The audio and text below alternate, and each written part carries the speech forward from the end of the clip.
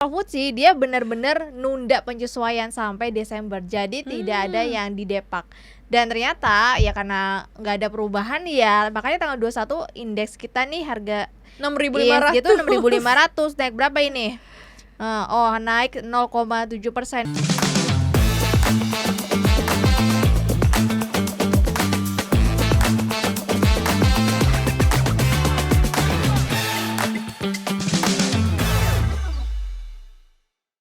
Hai Sobat Cuan, selamat datang di podcast Cuap Cuan. Kita ketemu di Paham, karena dengan paham kamu harusnya semakin makin cuan ya. ISG udah Yes. 6.500. Iya, di saat kita tapping ini ya. Jadi kalau nanti di saat Sobat Cuan Iya. nonton enggak Tanggal kok berapa nih? turun ya 21. Iya, jadi kita kasih tahu aja di saat kita lagi tapping ini ISG-nya lagi membuncah, memberikan ekspektasi seakan-akan akan bullish ya. Apakah bullish ataukah lagi optimis bullish atau lagi Udah uji bullish. coba bullish? FTSE MSCI minggir loh semua ya. Minggat.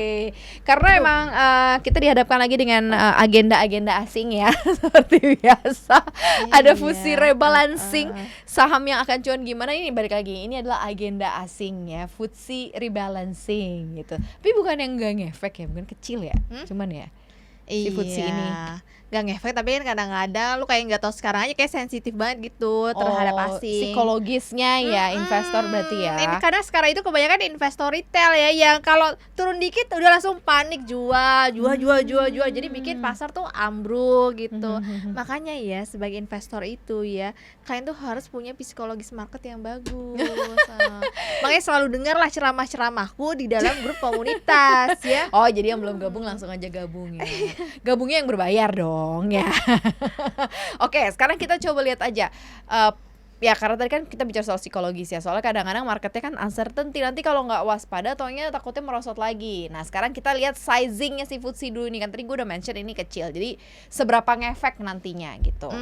Jadi sebenarnya kan FTSE itu tanggal 21 itu ada rebalancing. Cuma ternyata beberapa 2 hari sebelum tanggal 21 itu ya 2-3 hari sebelumnya itu udah ngumumin bahwa ternyata tetap ditahan, tidak ada perubahan. Jadi kupikir itu kayak MSCI kan sebelumnya memang udah kayak kasih kisi-kisi tetap di freeze gitu ya.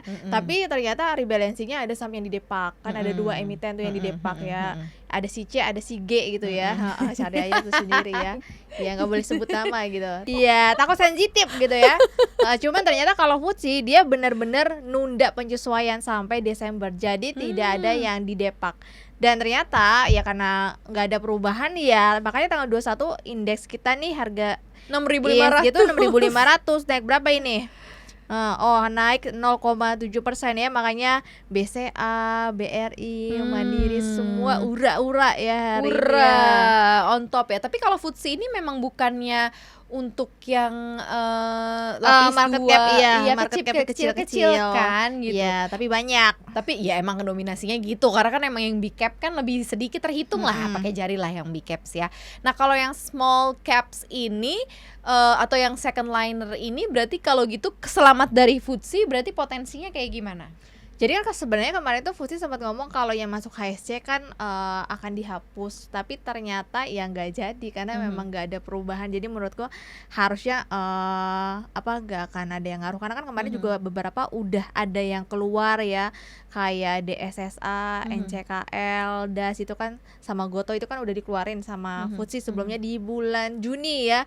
Jadi sebenarnya udah makin dikit emitennya gitu. Tapi setelah mereka di Depak tuh emiten-emiten itu mereka udah mulai bebenah, karena kan masuk HSC udah mulai bebenah. Makanya kenapa DSSA bisa naik lagi, NCKL DAS bisa naik lagi. Tinggal Goto aja nih bangun dari boboknya ya.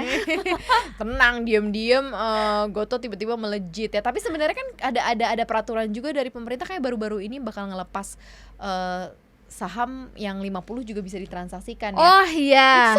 Itu bisa berbahaya juga nggak sih untuk yang itu menarik, itu nanti akan gocap? aku bahas di satu podcast khusus bahas itu ya. Iya. Jadi sebenarnya sih gini loh, kalau sekarang kan batas tidur ya, kita pakai bahasa yang sederhana aja, batas tidur saham itu kan sekarang kan di 50 Gocap ya. ya. Nah, BI itu ingin menghilangkan batas tidur itu gitu. Jadi biar harga saham itu ya pokoknya bergerak terus. Tidak ada stop kecuali lu disuspend. Dan tidak ada harganya kalau kalau misal terus koreksi. Tidak ada harga diri Tidak ada ya, harga maksudnya. diri berarti. Jadi sekarang istilahnya tidak ada saham yang akan stuck atau tertidur lagi di 50, tapi tetap bisa running terus gitu loh. Intinya tuh begitu gitu. Jadi Oke. biar apa? Biar orang yang kalau yang sahamnya tidur di Gocap itu kan nggak bisa ditransaksiin. Iya, iya, Bisanya iya. di pasar nego. Nah, sebenarnya kalau di pasar nego itu kan pertama udah pasti jualnya jual harga murah banget gitu. Udah gitu cari penjual pembelinya itu susah banget kalau nggak ada yang match gitu kan, mau beli murah, mau jual murah istilahnya gitu. Makanya kenapa BI ini berencana tuh pengen bikin saham Gocap itu istilahnya tidak ada batasan lagi atau bisa turun sampai Rp1 ya. Wassalam. Itu wassalamualaikum, itu kayak nggak ada harganya sih sebenarnya. Ada potensi untuk supaya meminimalisir loss ya, walaupun misalnya kalau bisa beli di 70 Ini- jual di 50 kan ya masih ada. Ini lah kayaknya gitu. biar MSCI ini bisa keluar barang aja sih dari yang nyangkut barang-barang di Gocap. Iya, itu dia, makanya itu termasuk part of agenda asing juga nih sama Iya. kayak seafood Daripada ini. susah jual di reguler kan, nah bikinlah agenda itu. Oke, nah kalau dari sisi sektor maksudnya bukan sektor ya, sejarah deh. Sejarah pernah nggak sih mengungkapkan atau memperlihatkan rebalancing FTSE ini kemudian ngefek banget untuk saham-saham yang second liner?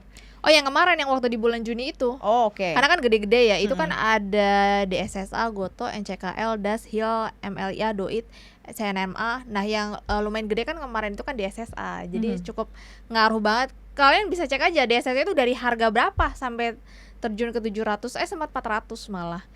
Pas habis yang FTSE itu sempat 400-an kalau nggak salah, 400 500. Jadi benar-benar ngefek banget sebenarnya. Terutama yang memang ada konglo-konglonya, plus memang market cap-nya lebih besar dibandingkan teman-teman lainnya.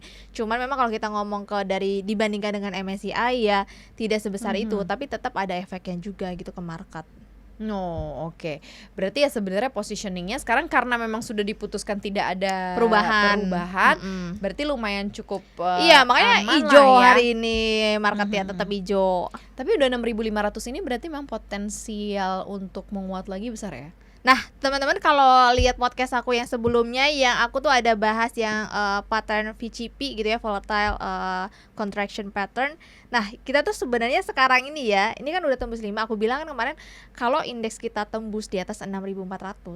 Nah, sekarang kan udah 65. Itu ada potensi menuju 6.700 dengan catatan ya, di tanggal 21 Agustus ini ISG-nya closing-nya nggak merah atau nggak turun di bawah 65. Kalau di atas 65 menurutku akan ada potensi ke 67 dulu, baru ada koreksi sehat ya, maybe kisaran 65-an lah, 6.500-an.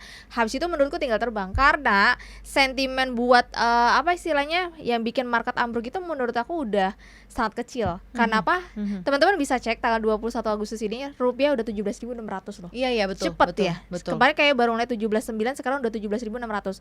Kenapa? Pertama, teman-teman kan tahu ya, kemarin sempat ada kabar bahwa ini nih si Amerika itu kalau teman-teman lihat dia itu lagi jor-joran beli obligasinya yang tenor jangka panjang. Makanya kenapa yield obligasi Amerika Serikat itu langsung ambruk.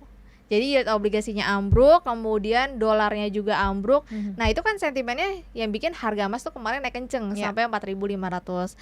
Efeknya harga saham juga ikut naik karena uang yang biasanya berputar di obligasi US sama dolar itu uangnya jadi berpindah ke komoditas, emas, kemudian juga pindah ke saham. Makanya kenapa market kita juga akhirnya ikut euforia gitu, bukan cuman Wall Street, bukan cuman bursa yang lain-lain doang gitu. Nah, makanya ngefek juga ke rupiah kita ketika indeks dolar atau di XY di 98, rupiah kita bisa sampai 17.600. Gitu tuh Sobat Cuan. Jadi kurang lebih gambarannya ya. Semoga Sobat Cuan juga tahu ya bahwa memang kadang agenda asing nggak semuanya juga bisa berefek buruk gitu ya, apalagi kalau seandainya sekarang kayaknya ya itu sih benar, kayaknya kalau yang paling galak kayak S&P ini ditaklukkan, kayaknya lembaga-lembaga lain di bawah itu agak nurut ya, agak lebih stabil lah, agak lebih nurut nih Sobat Cuan. Jadi ini sekaligus good news ya buat Sobat Cuan ya. Apakah kemudian ini akan berlangsung dalam jangka panjang nih reboundnya IHSG? Kalau menurut aku ya, ini menurut aku pribadi, kan sebenarnya kita tinggal menanti November dan Desember, pas banget tuh 2 bulan beruntun. November itu adalah MSCI, Desember. Desember itu adalah tadi FTSE gitu ya. Kalau menurutku kan kita dikasih waktu kurang lebih 5 bulan sejak pengumuman yang freeze market lanjutan di MSCI kemarin ya. Itu jatuhnya di bulan November. Menurutku harusnya sih unfreeze. Oh. Ya, kenapa? Yes. Karena Freeze-nya langsung di lock, bukan di lock, unlock, dibuka kan? iya. Lock kuncinya gitu kan. Karena menurutku BI itu sudah banyak melakukan reformasi, termasuk yang saham gocap yang bisa bergerak ini, itu salah satu reformasinya BI. Jadi menurutku kemudian HSC juga udah jor-joran banget. Bahkan beberapa emiten yang masuk HSC itu udah berhasil keluar dari HSC, udah berhasil beres-beres. Jadi menurutku akan ada kesempatan harusnya unfreeze. Plus nanti kalau MSCI unfreeze ya FTSE juga ngikut gitu ya, ngikut dia di unfreeze juga. Jadi menurutku harusnya market ini udah bull run sih, menurutku ya. Karena udah 6.500. Jadi kalau reason buat ke 4.000 atau 5.000, menurutku mungkin nanti di tahun depan atau di tahun 2028 ketika masa krisis 10 tahunan. Ya, tapi kalau saat ini udah menurutku levelnya kita udah naik kurang lebih 20-30% lah gitu dari bottom kemarin 5.300-an. Jadi menurutku kayaknya buat turun jauh itu udah sangat impossible karena sisi ekonomi kita masih kuat. Kemudian tadi sentimen globalnya udah banyak yang bagus-bagus yang istilahnya nopang market gitu. Ya, itu dia Sobat Cuan ya. Jadi kalau seandainya masih yang suka muncul-munculin narasi akan menuju 4.000, ya minggat kau 4.500 atau whatever lah ya, coba realistis saja dengan angka sekarang yang terlihat di online kita ngeliat tuh trading by Anda data gitu ya. Ya. Bukan hanya technical itu kan tetap sejalan dengan data-datanya. Kalau data-datanya udah dukung ya harusnya rebound gitu. Percaya aja gitu ya sama data ya dan fakta yang terlihat ya. Kalau nggak percaya lagi ya makanya kalian semua harus join di komunitas kita. Komunitas cuap-cuap cuan. Semua bisa jadi member dan member eksklusif cuap-cuap cuan ya. Jadi bedanya member ya kalian bisa terpapar informasi, dapat informasi dari kita terkait mengenai agenda-agenda dan lain sebagainya. Nah, kalau member eksklusif kalian bisa lebih intens ngobrolnya, lebih bisa ada kelasnya buat edukasinya, Itu fundamental, dia. teknikalnya, ada buat juga rekomendasi saham yang detail dengan analisa dan money management ya. Itu paling penting ya. Tapi disclaimer balik lagi ya, namanya milih perusahaan, namanya milih stok itu ya sesuai dengan porto kalian dan itu sesuai dengan kesadaran kalian. Jangan tapi dibilang win hipnotis. rate-nya dia masih di atas 90% kok. Tenang aja. Win rate di atas 90%. Betul. Buktikan kalian kalau masuk di grup ya. Berarti artinya apa nih? Gua kasih tahu mereka bingung win rate apa. Berarti dari sisi rekomendasi dan analisa itu lumayan berkontribusi terhadap cuannya Sobat Cuan gitu loh, kurang istilahnya lebih. sahamnya 90% masih naik. Win rate namanya betul, ya. Oke, gabung aja langsung ya, hubungan kesini aja untuk join. Gimana caranya? Silakan langsung dan bisa dapat insight yang menarik. Makasih banyak udah dengerin Paham hari ini. Kita berdua pamit aja deh. Udah ya. Dah. Bye.